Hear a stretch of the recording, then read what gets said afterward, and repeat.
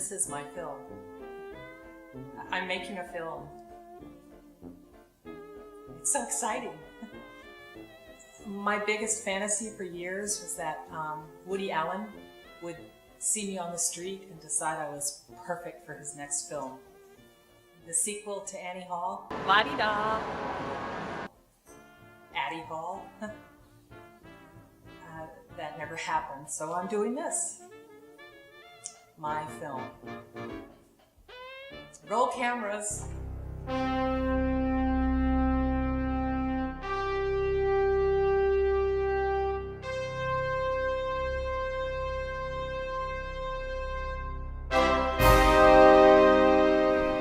I used to be able to ride the unicycle when I was younger. I could go forwards and backwards, up and down stairs. I could hop on it like it was a pogo stick.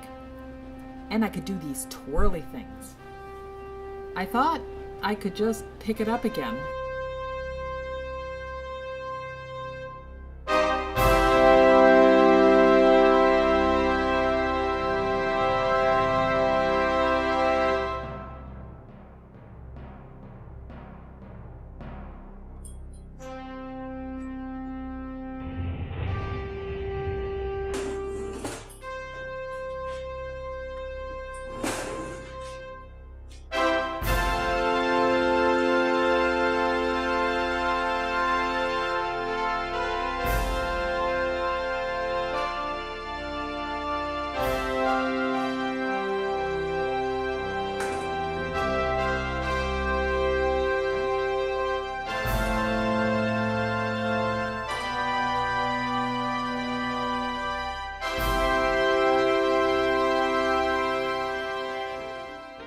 Shit.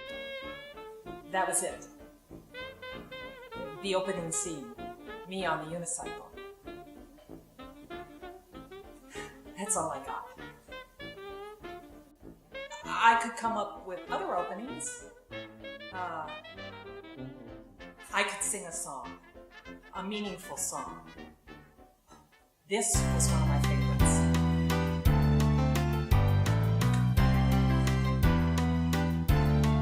When I was just a little girl, I asked my mommy, what will I be?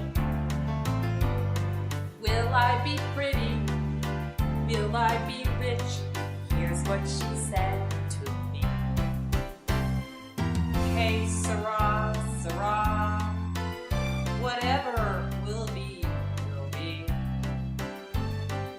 Future is not ours to see. Hey, Sarah, Sarah, what will be, will be. Then I grew up and fell in love. I asked my sweetheart, what lies ahead? Will we have rainbows day after day? Here's what my sweetheart said.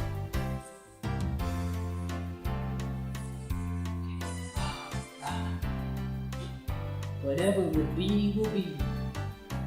The future's not ours to see. Hey, Sarah, Sarah. What will be, will be. Now I have children of my own. They ask the mother, what will I be? Will I be pretty? Will I be rich? I tell them tender. Hey, Sarah, Sarah, whatever will be, will be.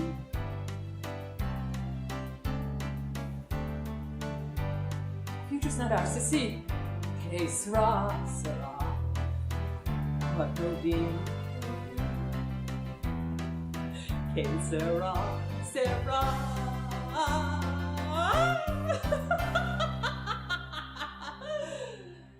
But I can't sing. Moving on, I could do a film about an historical figure, a woman of great standing, someone I've admired my entire life. Ladies and gentlemen, I'm proud to present the original hostess of the internationally acclaimed television series, Romper Room.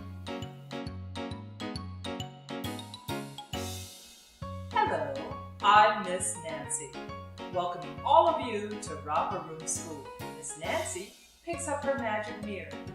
Romper, romper, stomper, do. Tell me, do. Magic mirror, please tell me today, did all our friends have fun at play? I see Bob, and I see Joe, and I see another friend who's come out of his hive so that he can come and play with all his friends at Romper Room School. Mr. Doobie, say hello to all of the boys and girls at home. Mr. Doobie wants to sing us a song. I always do what's right. I never do anything wrong. I'm a Mr. Doobie. I doobie all day long. Mr. Doobie has a happy face. Mr. Don't-Be doesn't have a happy face. And do you know why? Mr. Don't-Be didn't do what Mr. Doobie told him to do. Mr. Doobie's message today is, be a really creative person and come up with a wonderful film that entertains everyone and at the same time affects them with its profound message. Mr. Don't-Be couldn't do that. Mr. Don't-Be could only come up with mildly entertaining openings. Mr. Don't-Be, would you like to sing us a song? I never do anything right. I always do everything wrong. I'm a Mr. Don't-Be. I always disappoint, especially myself. That's all I got on that one. I don't have any more ideas for opening scenes for a film. This is hard and embarrassing. I mean, this is my moment. Something I've been waiting for my entire life. I should be able to do this. I'm a creative person. Out of college, I was a professional actress. I was told that I was the next Meryl Streep. Honest to God. I didn't have a career, but I did get acting jobs and writing jobs. Here, look at my resume. As you can see, I have a master's in playwriting. I should be able to do this. I want to be able to do this. The truth is, I'm in this rut. Creatively, personally. Oh God, I'm wasting all this footage, rationalizing, whining. You want to see a film, and I'm going to give you a film. Okay, let's do this. For a film, I need action.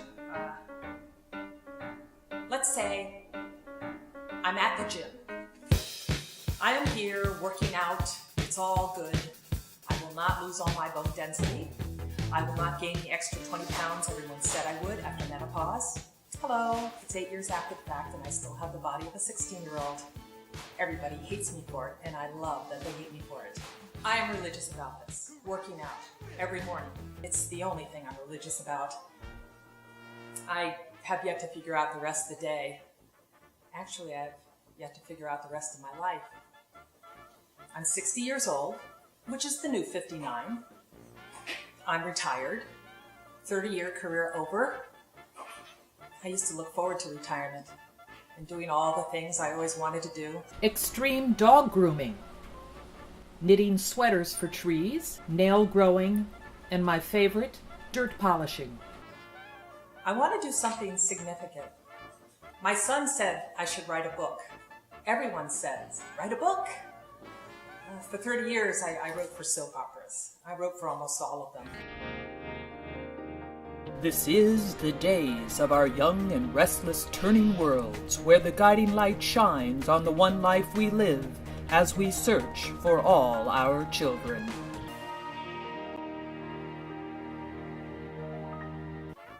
Because of those jobs, everyone assumes my passion is writing. But when I took that first soap job, my passion was paying the rent and putting my children through private schools with the children of the Rothschilds and Katie Kirk. But writing is what I know, so I decided to give the book thing a try. God knows I have the material for it. A dysfunctional family to die for. Manic, depressive, drug, and alcohol abusing dad who kept multiple women in different states, including my mother. My mother was hysterical, narcissistic, with borderline characteristics, and she had the mouth of a truck driver. You son of a bitch. You fucking dickwad. You shitty bastard. Go to hell, asshole. She also had a homicidal, schizophrenic sister. Jesus loves you. Now die. My two brothers competed in DUI wrecks.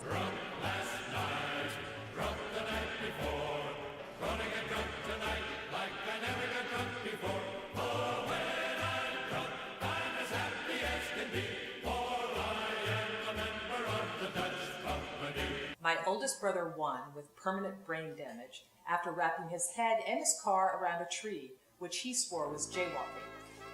I know. I need to take time with each story, not just talk at the camera. I need to bring them to life with scenes and all that stuff you do with film. So I'll do a scene. I'll do one story. Oh, but we should have some sort of tone, some sort of narrative, special thing. I know.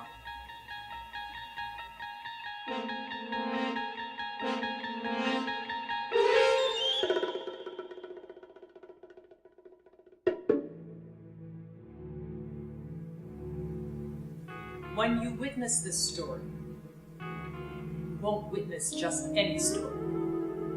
You'll be entering another dimension. A dimension of discord, a dimension of damage, a dimension of unmitigated wackiness. You'll be moving into another land of both big secrets and big swear words, of family fractures and foibles. You'll be crossing over into the crazy kid zone. It's just another night in the Walsh household in quiet suburban Westport, Connecticut. The family of 5 is sitting around the dinner table, eating a meal of baked beans, macaroni and cheese, and steak. The meal Dad made every night in the summertime. You can't have too much of a good thing. Dad would say about everything he did when in a manic phase. Mom wasn't eating. Mom wasn't talking. You could cut the tension with a knife. I bet you're thinking about that boyfriend I know you're seeing. Mom picked up her steak knife and flung it across the table with the skill of a circus performer. It hit its target. Dad got a deep gash in his lower arm. Dad kept right on eating. The knife fell to the floor. The wound bled. Mom got up, left the table, left the house, took off in her car. Dad asked me to pass the rest of Mom's steak. You can't have too much of a good thing. And so it goes. In the crazy kin zone.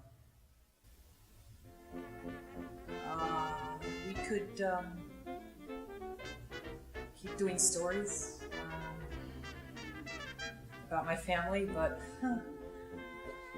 once you've heard one, you've heard them all. So, the dysfunctional family thing, it's been done to death, and I'm kind of bored with it. But I did try to write the book.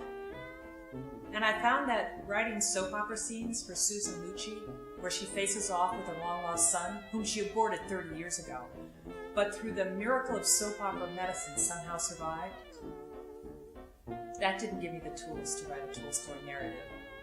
So, the book thing was a bust. So I moved on to playwriting. After all, I did have a diploma in it, and I got out that diploma and put it over my computer and got to work, writing about something that's important to me now. It's a big part of my life now. My dog, Monkey. Dogs have always been a big part of my life.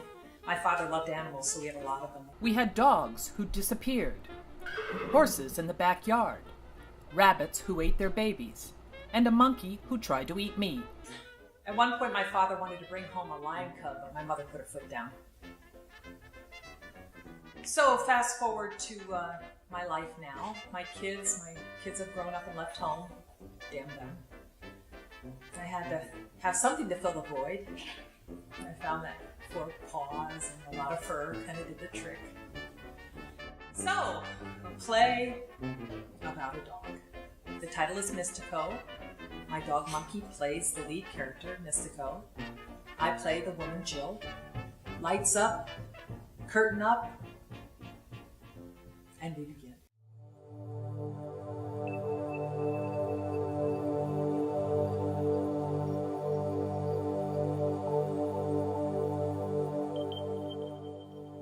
Hi, I'm next. I'm Jill. You must be Mystica. I love the name, it's so mystical. I keep waiting for you to say something, but dogs can't talk. Or maybe you can.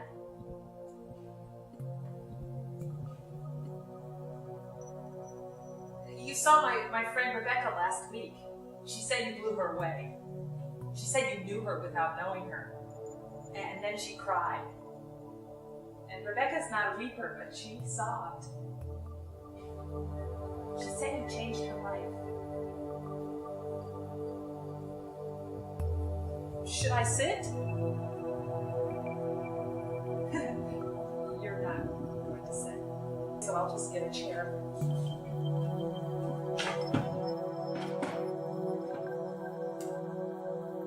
It's amazing all the things you dogs can do.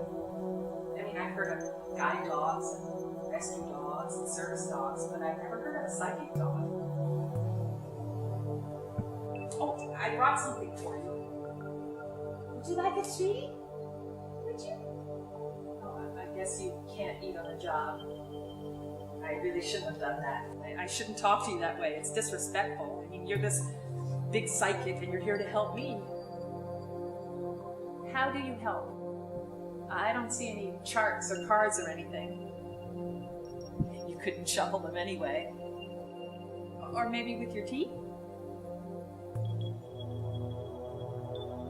Rebecca didn't say how this works. She just said, let it happen. So I'll just let it happen.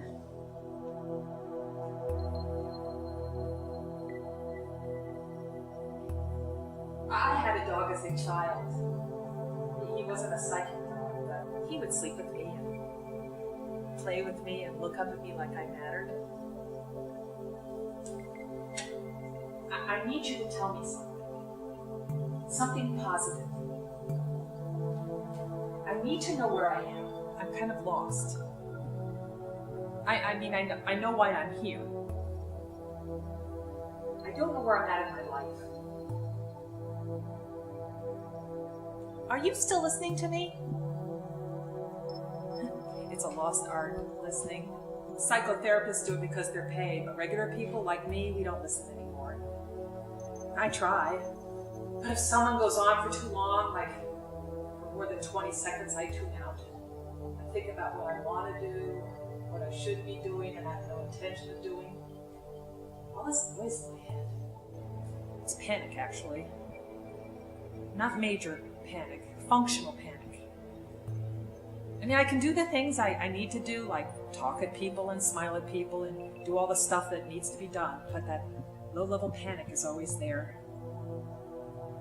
It's because I don't know where it's all going, what'll happen at the end of the day, or the end of the month, or the end of my life. Hey, you gotta tell me something. Something to look forward to. Shouldn't I be sobbing by now? That's all I wrote. I didn't know where to take the play from there. So, moving on to my next creative venture. I like cooking, baking especially. So, I signed up for a baking class at the Mama Fuko Milk Bar Kitchen. If I knew you were coming, I'd bake a cake. Have you ever had a Mama Fuko dessert? They are amazing. They're these culinary masterpieces, but they mix in trash food, junk food like stale Captain Crunch and petrified yodels. I think I love them because that's me. I mean, my family was white trash personified, but there was money. So I got a private school education fit for a debutante. And I got to go to Smith College, where I got an EF degree, egghead feminist. So I'm this mixed breed, this combo of opposites, tackily tasty and yet impressive to the palate. And that's what I decided I would make, my own dessert recipe. using the flavors of my family. First, we'll start with the crust. The first ingredient would be too many prescription drugs, way too much alcohol, lots of candy, courtesy of my pedophile uncle. It's all sticking together in there. When some of my mother's choice swear words for that extra kick. And last but not least, the emotional scars, jarred and pickled some 50 years ago. Put the mixer on low, and while the crust churns, I'll prepare the ingredients of the custard. Now, the ingredients of the custard will boldly challenge those of the crust. We'll start with my amazing ability to dissociate. I don't remember what this is, and I don't want to remember. Let's see, next we have 2 college degrees, graduate degrees in psychology. Further ammo against the legacy of family lunacy. Maintaining 3,000 miles from my family from college on. And last but not least, lots of humor. Now this just gets mixed until the ingredients are blended. I'll just show you the final product. The Addie Pie. The crust can break teeth, but the complex filling offers a smooth, sweet, self-improved tang. After my baking class, my acid reflux kicked in with a vengeance, so no more baking classes. What did I try next to try to get me out of this rut? I thought maybe a change of scene would do something for me. An adventure in a foreign land with an inspiring culture and the possibility of romance. April in Paris. Yes, Paris. That would be my destination. I signed up for French classes. Bonjour, ça va? Voulez-vous coucher avec moi? I was determined to be fluent so that when I got to Paris, I could experience it like a native. I imagined my first day in Paris. I land in Charles de Gaulle. I get a cab into the city. I discover this quaint little cafe and order un café. Ah, Paris, il est si beau, magnifique. C'est où j'appartiens. And while I watch the people pass, a gentleman approaches. Bonjour, monsieur. Ça va? Ça va, merci. Et vous? Ça va, merci. Vous êtes américain, non? Ah oui, j'espérais passer comme un Parisien. Mais pourquoi?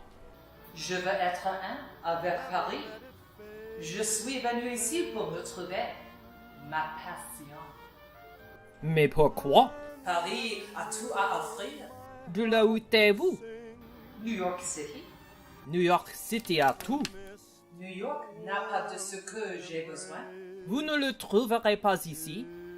Vous savez de ce que j'ai besoin? Qu'est-ce que c'est? C'est tout que j'ai. C'est tout que j'ai.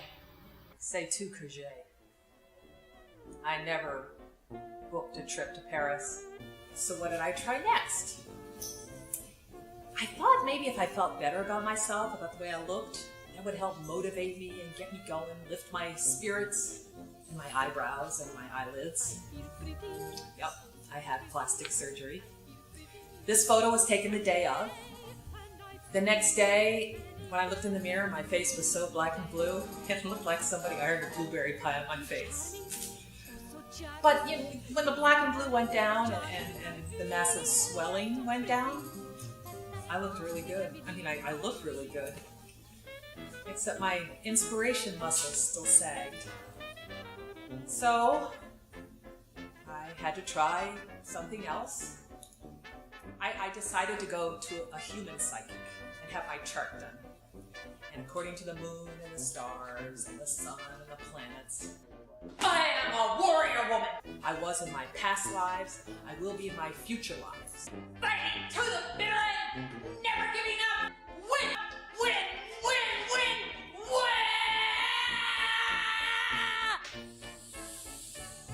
This is exhausting.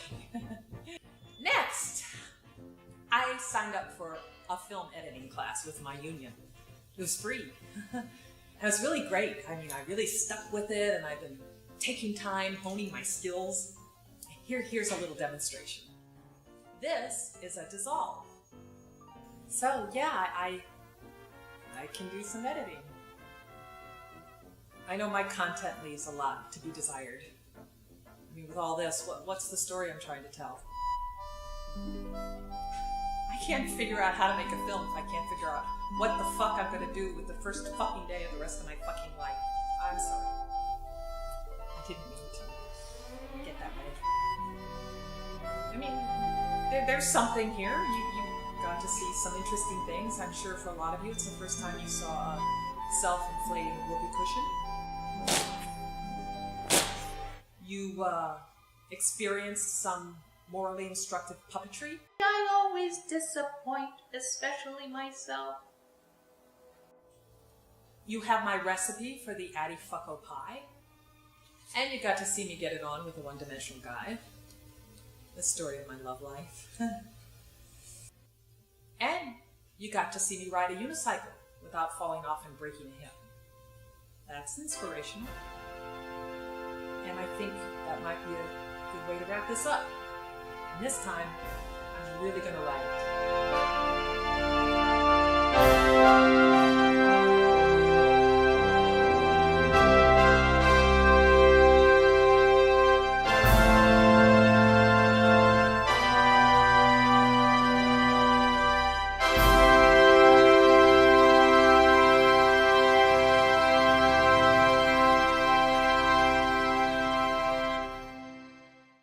That's all I got, folks. That's all I got, folks.